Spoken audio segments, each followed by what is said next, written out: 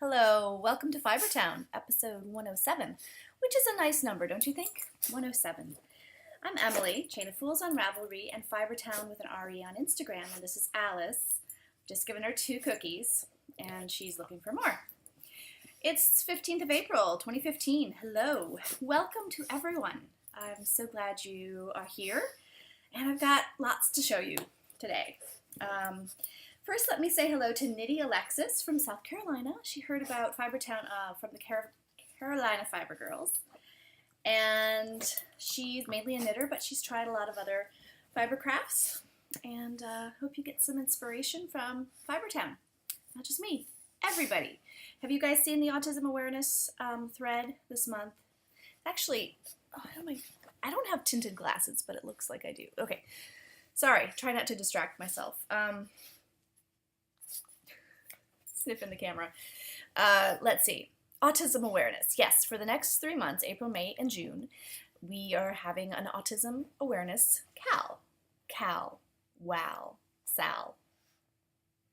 To raise awareness, obviously, like the title says. We're doing this with Undead Yarn, Pen, Hook, and Needles, and Nicolo's World podcasts. So post your colorful objects, FOs, twice in the thread, and any other FO can get 1 post. This month, I'm going to have a prize every month. This month, we have Desert Vista Dye Works self-striping in Poodle Skirt. I do have another giveaway, and I drew for that already. It's the Donna Dracunis Lithuanian Socks DVD, which is super cool. And let's see, the winner of that was number 8, who is Dutch Girl 63. Congratulations! I will let Donna know that you are the winner, and she will send that to you. So, lucky you. Go and check out her Pub Slush Fund Me page. She's trying to get a very special knitting book published, all about Lithuanian knitting, which is kind of an undiscovered. You know, we know about Estonian and other other countries in the Baltics. Is that the Baltic? The Baltic? I said ball. Like the ball you throw. So Baltics. And it's a very cool place. And the history, she's a font of information about knitting there. And she's got a real connection to the place, and it shows in her plans for this work. Okay, I just donated a little bit to it, so I'm very excited to help fund it. I am having a pattern sale through Sunday, May 3rd, which is the Sunday of Maryland Sheep and Wool. This year, I'm not able to do my consignment sale that I do twice a year to raise fund money for fiber festivals. So I am putting my patterns on sale, half off.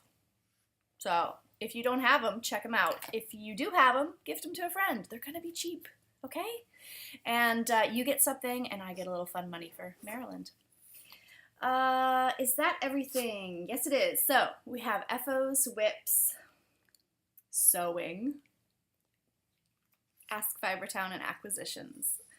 All right. I'm wearing my first FO today, and I realize the light is a little bit off, but it's Wednesdays, and on Wednesdays we wear pink. You guys get the Mean Girls reference? Okay. So I'm wearing pink on Wednesday. This is a very wrinkly scarf. I've been wearing this. It's super long. This is fresh off the loom. I pretty much took it off the loom. As soon as it was dry, I started wearing it. It's very nice to wear. It's very long. This is folded in half. It's taller than I am, and my goodness, it must smell nice. Ugh. Okay, you stay over there. Can you just calm down? Thank you. The warp is Frog Tree Petaboo, which is a bamboo blend. And the weft is Lorna's Laces Lion and Lamb in the Pilsen colorway. I have no idea what that is. Pilsen. It's beautiful. It's really lightweight. It's the Lion and Lamb is half silk, half wool. I don't know if you can hear the thumping, but my neighbors 2 doors down, they're having a huge addition built. So, loud noises. Alice is not sure what to think. Are you, Alice? Okay, so there's my scarf, and I can wind it around 2-3 times. That's very nice. And just as an aside about weaving, I went to a, well, that's not going to work. Can't do this on air. I went to a craft open house at the home of a friend of a friend. And I walked in, I didn't know what to expect. My friend was there, Leanne. You all have met her before. And her friend Melanie, I walked in this woman's house and it was looms and spinning wheels and bobbin winders and yarn and knitting books. And it was pretty cool. So I got to try a Harrisville 8-shaft loom. Pretty cool. And I understand them a little bit more now, like how they work. I really had no clue before. She had a 36-inch Kromsky on a stand. I want one of those for a rigid heddle. I want a wide one so I can weave big tartans, and because the tartan I wove before, I love. It's not big enough. It turned out kind of like a swatch. I don't know what happened in the warping. I didn't have enough. But anyway, yeah, I'd like that. Oh, update on my triangle loom search. I have found one that's pretty local and it's a great price and it's big, and I'm going to check it out and probably buy it this weekend. So I will be at the Podcaster Meetup. That means that I will be at the Podcaster Meetup on Saturday at Maryland because I won't be going to the auction. So yeah, I'd like to have it be a sure thing. I don't think I would have gotten a better deal at the auction anyway. So very happy about that, and I'm happy to come and hang out at the Podcaster Meetup. I wish I could bring her, but there are no doggies allowed unless they're sheepdogs or service dogs. Okay, so FOs. Should I do my scarf? Okay, I have 2 barn raising squares. Here's the first one. This is out of, I'm a little worried about the wobbliness of these, the wonkiness rather. I think I need to block one and see how they do. I'm sure they'll block out flat. This is out of Mode Knit yarn. I don't know the colorway. It was in my History Unwound grab bag, gift bag, swag bag, whatever you want to call it. And it's lovely. And it's a square. This is square number 10. And this is square number 11. This is my redemption square. This is Claudia hand paint. Love Claudia. I think she's a Virginia dyer. Claudia's hand paints, and this is the Walk in the Woods colorway. Oh, I love this colorway. And you might recall that I had made a pentagon out of the same yarn while I was knitting and traveling and not paying attention. It's a square, y'all. So I don't know if this is considered big enough for Round the Twists redemption cal. But it kind of, for me, you know, it's redemption knitting. So, yeah, 11 of these squares, and it's kind of, you know, what, 25% of the blanket-ish, if you make it small. I think it's 40 squares. So, what I'm discovering about this barn raising square pattern is that the simplest things are quite often the hardest to get right.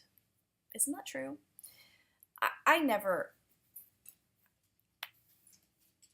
My stitch count is never right. I mess up. I do eyelets on one corner and not the other in the same round. It doesn't really seem to affect the big picture look of the square, but the final stitch count is supposed to be 172. I don't know if I've ever bound off 172 stitches.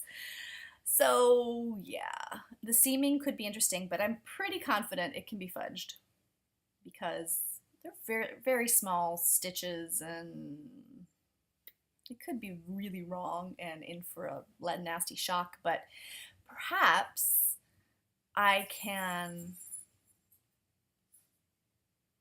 do a test run, like block some and try seaming them and hope for the best, or make pillows out of them. So anyway, so that's that. Works in progress. Okay, I have my Tofu, and I do not recall the designer's name, but Tofu, you can look it up. Not touched it in a few days. This is out of my Jones Street DK, my beautiful Jones Street yarn. This is, what you do is you knit a long strip. Like, I think for my size it's 14 repeats of the lace pattern, which is not a hard pattern, but it's not really memorizable for me. And this is a lot of stitches. I think it's more than 200. Anyway, you go from arm to arm and you knit a big rectangle, and then you fold it in half and you do a 3 needle bind off from the provisional cast on, and it's your sleeves.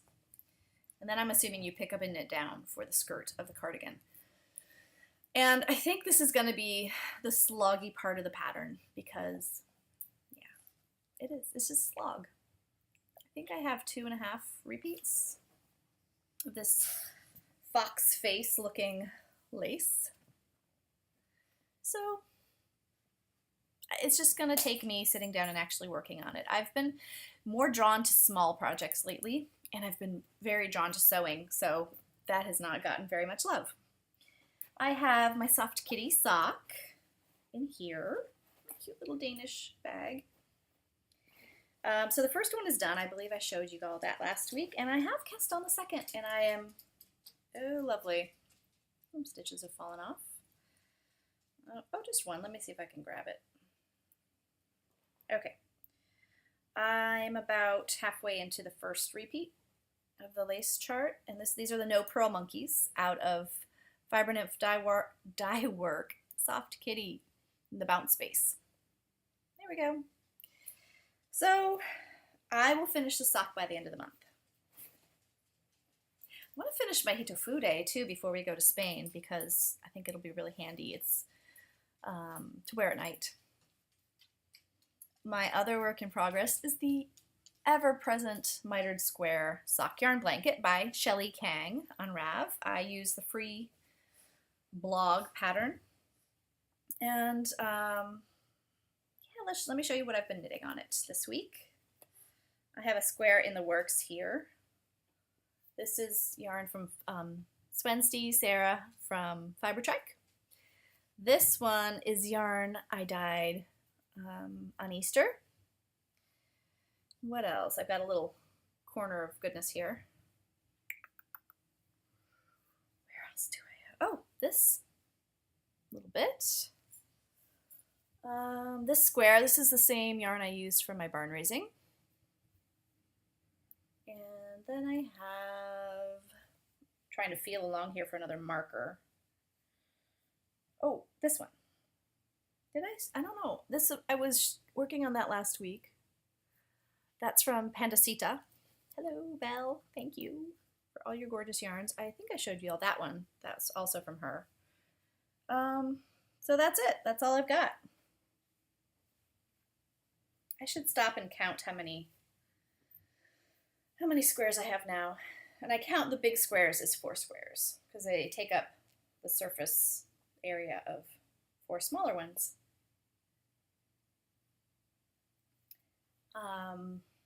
So let me show you how I am storing this these days. Craftsy has a free pattern, sewing pattern called, the 1 Hour Basket. And I had seen some on Instagram and said, I want one. So it's being held in my 1 Hour Basket. I sewed a thing. I put on this handle. No, yeah, this one? Yes, this handle is not on there correctly. I don't know if you can see it. It's twists, does a little Mobius twist over there. But I love it nonetheless. I cut this toile fabric. So I got a couple of scenes featured on there. And the interior fabric, and this was an upholstery fabric I got on sale. Like, not upholstery, it could be upholstery. Home deck fabric, so it's a weightier fabric. And then on the inside I have these stripes, and there's some markers down there, and you know, store my double points, a few extra little skeins, like these guys will go in there. And then this is very cute, and I want to make more of these. They were not hard to make, and hopefully I can get the handles right next time. I got a few fabrics for like half off. Here's a Jan B. Smiley makes bags out of this fabric. And this one. These are both inspired by Jan B. Smiley. So I want to make a basket out of this. This is a very heavy woven fabric. And then the birds. I also got this on sale. I have a project bag out of this fabric from Jan B. Smiley. So I want to make more baskets, and I think there would be a great like Mother's Day gift. That's what I'll do. I don't think my mother watches this, so I'll make one for her and my sister-in-law. Other sewing. Okay, I don't know what happened, but I do know what happened. It's Instagram, the great enabler. I sewed things with zippers for the first time. So this is a tutorial from dogundermydesk.com.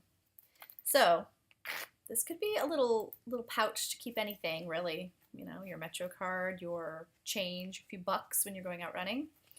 But look, I have earbuds in it. It's really kind of perfect for that. It matches my purse fabric. And I made a second one for my daughter out of Slytherin House fabric. And yeah, you can tell it's not quite a perfect circle. Oh well. Here's the great thing in this one. Deathly Hallows interior. These are so fast and fun to make. But that is not all. I sewed an apron. And I freely admit that I totally ripped this off of Beth Smith because she was wearing an apron for spinning class.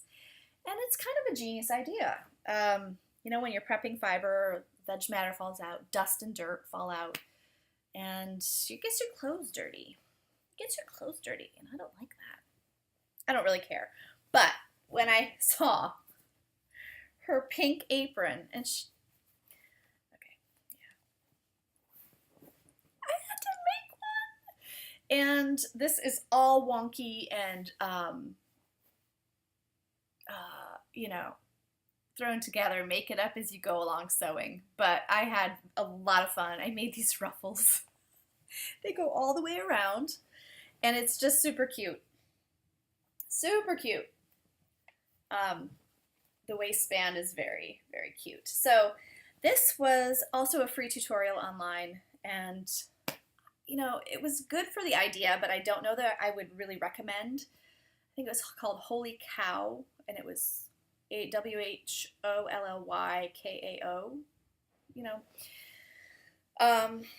It was a very loosey-goosey tutorial. It just said take your measurements and then subtract this from them and for the top and the bottom parts. My top part ended up being way too tall and way too wide, and I made these bust dart kind of seams, and I don't know how to make bust darts. I just looked at a picture and folded it up a little bit and tried it on and pinned it and said, okay.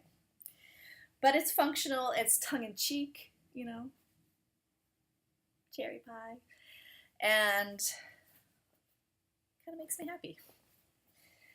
I have, you know, I do want to try to sew some clothes, and I bought a pattern today.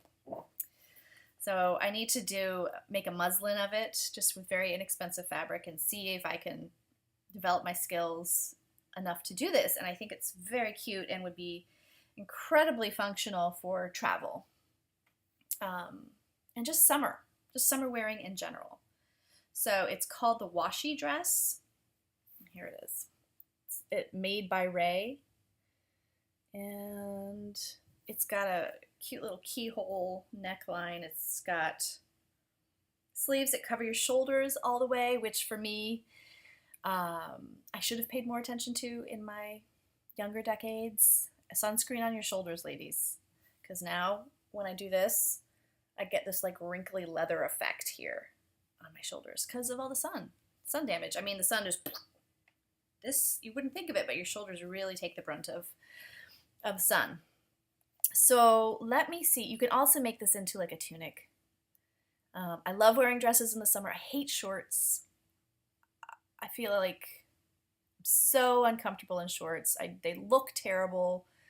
Look great on other people, but not on me. And I don't wear them. So it's dresses and skirts for me. And like linen pants, and this would be perfect as a tunic with linen pants. So, very excited. I need how to learn how to do the bias tape application. So yeah, so that's on the horizon too. Now, I'm going to stop talking about sewing, and I don't think it's going to be a regular thing on here. I know that I don't exactly like listening to sewing segments on knitting podcasts, so I don't know why I'm talking about it here, but it's been on my mind, so I don't think it'll be regular. Who knows? Let me get back to the knitting and the spinning and stuff. Okay, Ask Fibertown. Who asked me this one? Let me make sure. It was Knitter Mom. Well, let me go first with, I have two questions today that require short answers. The first is from Heather01851. Hi, Heather. She asks, has Alice ever gotten into a knitting, spinning, crochet, or weaving project and done it in? No. You may be shocked. But no, she is the least destructive dog I have ever had. I have dogs who have done some epic. Take this off. Maybe I'm not. Look a little less tired with them on. I have dogs who have destroyed things, gotten into things.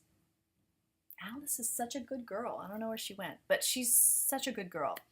The one thing she did, she could not resist. I think I've mentioned this before, but it's been a while. Was the very first fleece I got. Was it a Hog Island? Anyway, I had left the plastic, you get fleeces generally in plastic garbage bags. And I had left this in the laundry room thinking, okay, I'll deal with this in a bit. I'll find out a place to store it, etc. Alice was probably under a year old. It was the spring before she turned 1. She will be 3 on June 1st. Hard to believe. So I was going about my day, minding my own business. No, I wasn't. But I was going about my day. And the dog kind of trots by me. She smells like a sheep. And dogs like to instinctively mask their scent. That's why they roll in dead things. Because as their wolf ancestors would do this so that they wouldn't be smelled and found out by their prey. Okay? So it's a great idea for a wolf to roll in a sheep fleece, because then they smell like another sheep.